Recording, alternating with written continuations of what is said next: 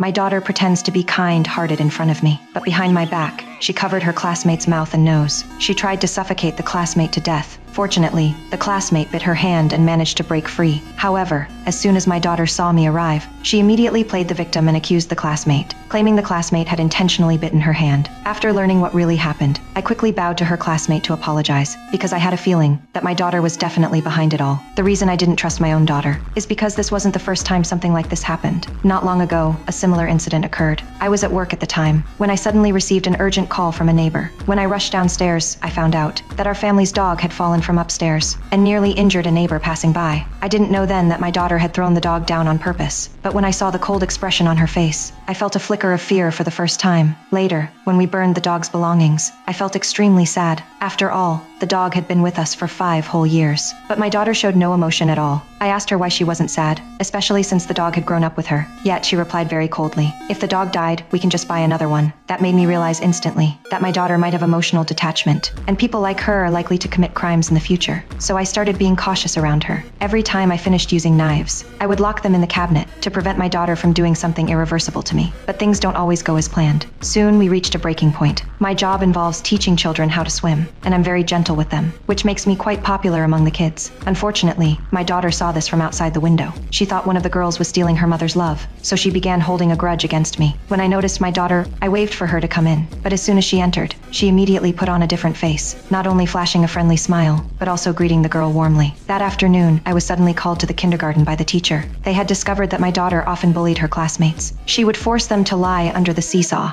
then step on them, and repeatedly hit their heads with the seesaw. Because my daughter threatened them not to tell, it wasn't until the teachers checked the surveillance footage that they found out, and we received numerous complaints from other parents. Afterward, I saw that my daughter still didn't seem to care. I decided it was time to teach her a lesson.